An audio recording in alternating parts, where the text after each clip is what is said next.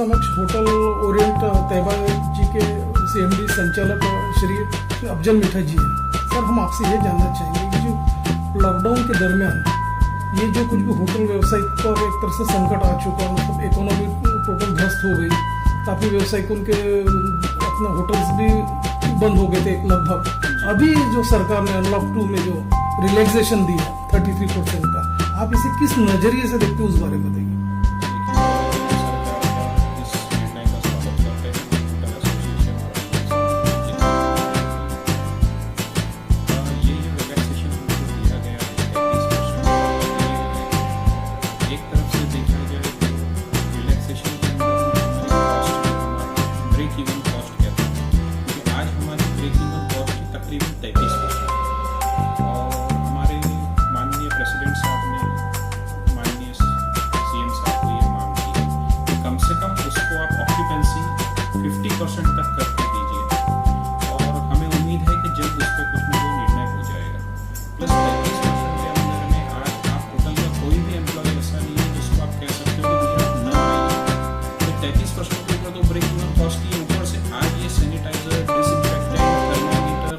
और दूसरे बहुत सारे दिगर एक्सपेंसेस हमारे बढ़ गए हैं, प्लस बिजनेस कम हो गया। जो ऑक्यूपेंसी हमारी थी, अभी हमने शुरू होने के बाद में मुश्किल से हमारी 5% ऑक्यूपेंसी है, जिसके अंदर में हमारी कॉस्ट कहीं से भी नहीं आने वाली। पहले ही आज हम 4 महीने से बंद है। इसके अलावा हमने माननीय हमारे प्रेसिडेंट साहब ने 3-4 बार मांग की है कि भैया इस लॉकडाउन पीरियड के अंदर में, उसके अलावा जो अभी समय चल रहा है, इसके अंदर में जो अभी मिशन बिगिन जो स्टार्ट हुआ है, उसके अंदर में भी आप हमको इलेक्ट्रिसिटी के अंदर में रिलैक्सेशन दीजिए। इलेक्ट्रिसिटी के अंदर में हमने जो रिलैक्सेशन मांगा है वो इस तरह से मांगा है कि लॉकडाउन पीरियड के अंदर में आप हम पे कमर्शियल का मत लगाइए। हमने उनको ये नहीं कहा कि इलेक्ट्रिसिटी आप हमको माफ कर दीजिए। हमने ये मांगा है कि भी आप इलेक्ट्रिसिटी का कमर्शियल ना लगाते, आज हमको रेसिडेंशियल का लगा के दीजिए। जो आप हमको महानगर पालिका 4 गुना से टैक्स लगा रही है और जो हर साल लगाते आ रही है, वो टैक्स भी आप हमको कम से कम घरगुती टैक्स लगा दीजिए, ताकि हमको कुछ ना कुछ रिलैक्सेशन मिल जाए। प्लस इसके अलावा हमने सेंट्रल गवर्नमेंट से और स्टेट गवर्नमेंट से मांग की है, हमने सारे होटल्स वालों ने, कि हमको GST के अंदर में कुछ ना कुछ राहत मिलनी चाहिए, जिसकी हमको उम्मीद है कि कुछ ना कुछ हमको उसमें मिलेगा।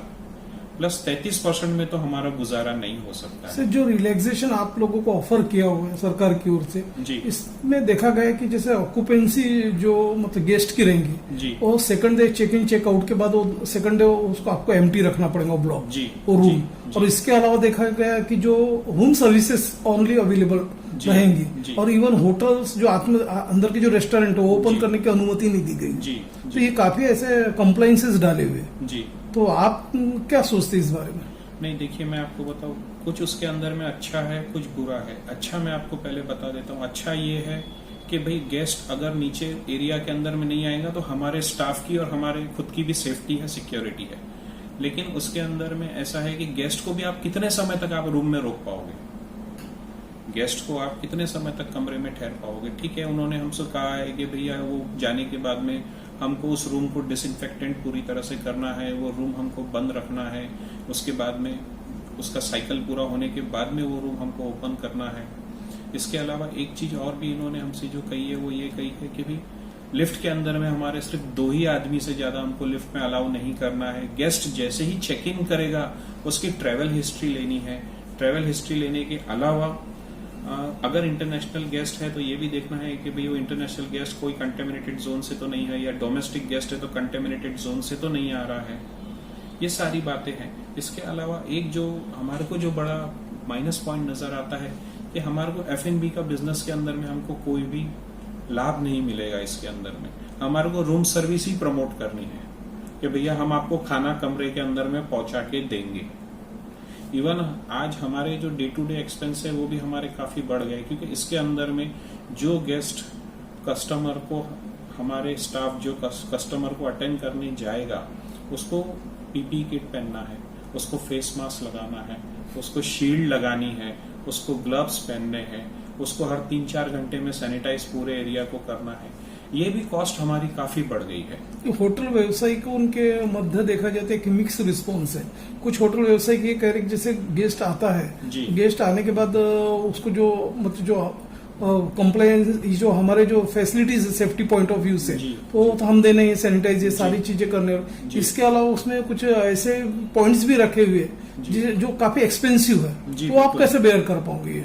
देखिए साहब, अभी की स्थिति तो ऐसी है कि मरता क्या ना करता। अभी की स्थिति तो ऐसी है कि वो एक्सपेंस हमको उठाने हैं, प्लस आज सपोज अभी मेरा कोई क्लाइंट है जो मेरे यहाँ से काफी समय से आ रहा है, और अगर मानिए कि वो मुझे एक अमाउंट दे रहा है, अब वो इस समय मेरे पास आता है तो मैं उससे कुछ भी पैसे बढ़ा के तो नहीं मांग सकता हूँ। चाहे वो कितना भी पुराना क्लाइंट हो, कितना भी अच्छा क्लाइंट हो, कितना भी सज्जन क्लाइंट हो, मैं उससे पैसे बढ़ा के नहीं मांग सकता। सैनिटाइजर के नाम से, डिसइंफेक्टेंट के नाम से, मास्क के नाम से या ग्लव्स के नाम से मैं उससे ये कॉस्ट नहीं मांग सकता। मैं उससे ले सकता हूं तो सर्विस के नाम पे ले सकता हूं, या और भी अगर मैं कोई उसको एडिशनल फैसिलिटीज दे रहा हूं। लेकिन आज की स्थिति के अंदर में सारी एडिशनल फैसिलिटीज के ऊपर में रोक लगी है। सारी एडिशनल फैसिलिटीज के ऊपर में कंप्लीटली रोक है। इसके अंदर अभी तो हमारी ऐसी है कि जो कुछ भी है हमारी ही कॉस्ट के अंदर में हमको एडजस्ट करना है, हमारे को उसके अलावा कोई भी एक्स्ट्रा सपोर्ट नहीं है। गेस्ट की ट्रैवल हिस्ट्री के अलावा उनसे एक एफिडेविट भरा के लेना है, डिक्लेरेशन ऑनलाइन आपको ट्रांजेक्शंस रखना है। इसके अलावा डिस्ट्रिक्ट कलेक्टर की तरफ से एक नोटिफिकेशन ये भी आया है कि हम मतलब ये जो एनएमसी जो कमिश्नर है उनकी तरफ से एक जो स्क्वाड रहेगा वो सडनली कभी भी औचक निरीक्षण करेगा, और जो भी खामियां रहेंगी पहले नोटिस दिया जाएगा और सेकंड इसमें पेनल्टी डाला जाएगा। तो ये एक तरह से आप लोगों पे बर्डन ही एक प्रकार बिल्कुल है, बिल्कुल है। ये एक तरफ से बर्डन भी है, प्लस कैसा हिसाब कि वो एक तरफ से बर्डन इस तरफ से एक बार अगर आप इस सारी चीजों को पालन कर लोगे तो वो सबके लिए अच्छा है। इन सारी चीजों का अगर आप पालन कर लेते हो तो इन सबके लिए अच्छा है। प्लस डिस्ट्रिक्ट ये जो हमारे माननीय कमिश्नर साहब का आया है कि भाई उनकी फ्लाइंग स्क्वाड कभी भी आके उसको इंस्पेक्शन करेगा, ये डर से मेरा मानना है कि सारे होटल वाले उसको करेंगे और उसका पालन करेंगे। और हमारे सारे ही जो नागपुर रेसिडेंशियल होटल एसोसिएशन वाले लोग हैं वो सारे ही तकरीबन सारे ही लोग इसका पालन कर रहे हैं और हम लोग करेंगे इसका नियम से पालन। इसमें मेरे हिसाब से जो मेजर लूप होल्स है, जैसे आप लोगों को 33% की अनुमति दी गई ओपन करने की, लूप होल्स मेजर ये कि अपना जो होटल्स में एक चर्चा सत्र हो गया या तुम्हारे कॉन्फ्रेंसेस हो गए वो अलाउड नहीं रखा हुआ है।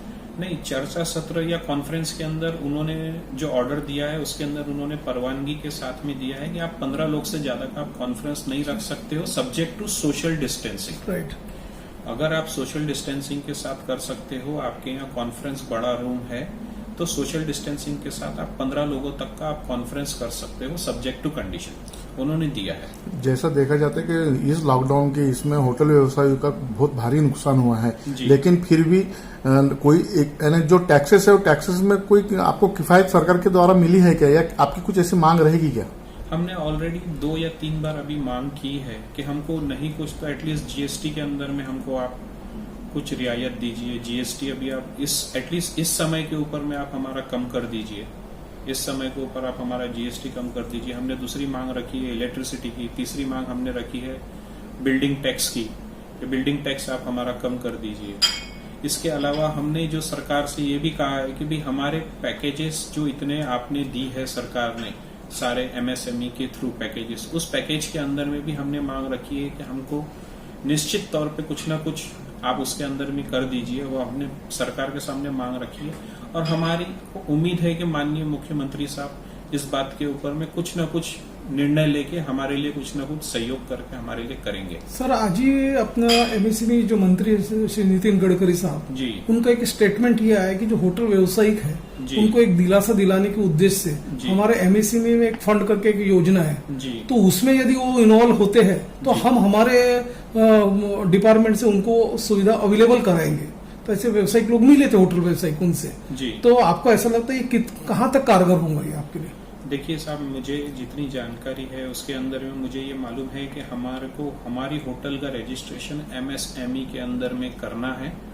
ये हमारे पास जानकारी कुछ दिनों पहले आई है और हमने हमारे होटल्स का रजिस्ट्रेशन उसके अंदर में किया है, बट अभी भी हमारे पास में स्थिति क्लियर होके नहीं आई है कि उसमें हमको क्या बेनिफिट मिलेंगे। जरूर हमको उनके तरफ से इस तरह से आया है बोलने, मैंने भी वो सुना है और मुझे पता भी चल गया था तो हमने ऑलरेडी रजिस्ट्रेशन किया हुआ है उसके अंदर में, बट अभी हमारे पास में क्लियरेंस नहीं है कि हमको उसके अंदर में क्या बेनिफिट मिलेंगे। लेकिन जबकि गडकरी साहब है तो उम्मीद है कि कुछ ना कुछ होगा। राइट। उनसे हमको उम्मीद है कि वो हमारे माननीय नेता है और उनसे हमको उम्मीद है कि कुछ ना कुछ तो वहां से हमको राह बनेगी, रास्ता बनेगा कुछ ना कुछ। होटल व्यवसाय की यह हालत देखते हुए आप होटल व्यवसायी जितने भी होटल व्यवसायी हैं और एसोसिएशन के ओर से आप क्या संदेश देना चाहेंगे? देखिए साहब, संदेश का तो ऐसा है कि ये वक्त की मार है और देखिए मैं आपको तो किसी एक पर्टिकुलर बिजनेस पे नहीं है, ये हर एक किस्म के बिजनेस के ऊपर में है। तो बस हमको व्यापारी भाइयों को साथ में समय रहते हुए ये सारी चीजें करनी है। उम्मीद है कि सरकार भी इसमें हमारी कुछ मदद करेगी और ये हमारे कुछ न कुछ आसान हो जाएगा हमारे लिए। Okay sir, thank you sir. आपको मैं अफजल अबूबकर मिठा, ओरिएंट ग्रुप ऑफ होटल की तरफ से मेरा ये संदेश है कि हमने सोशल डिस्टेंसिंग का पालन करना चाहिए, हमने फ्रिक्वेंटली हैंड वॉश करना चाहिए, सैनिटाइजर हमने यूज करना चाहिए, हमने हर समय मास्क लगा के ही रहना है और अगर बहुत जरूरी हो तो ही हमें बाहर जाना है। और रही बात जो हमारे कोरोना वॉरियर्स है, चाहे वो महानगर पालिका के हो, जीएमसी आईजीएमसी के डॉक्टर्स हो या और भी कोई दूसरे डॉक्टर्स हो या इवन हमारे महानगर पालिका के जो सफाई कर्मी है, पुलिस कर्मी है या जो पुलिस फोर्स वाले हैं, इन सब का हम तहे दिल से शुक्रगुजार करते हैं। इसके अलावा इस कोरोना पीरियड के अंदर में हमारे जितने पत्रकार भाई है उसका भी हम तहे दिल से शुक्रगुजार है कि वो हर एक चीज की रिपोर्ट तहे दिल से जाके फील्ड पे खड़े रह के अपना काम कर रहे हैं। वो भी हमारे नजर में एक बहुत बड़े कोरोना वॉरियर्स ही है, तो उनका भी मैं तहे दिल से शुक्रगुजार करता हूं और उनसे भी रिक्वेस्ट करता हूं कि आप भी अपना ख्याल रखिए, मास्क लगा के रखिए, सैनिटाइजर यूज कीजिए और सोशल डिस्टेंसिंग का पालन कीजिए। धन्यवाद।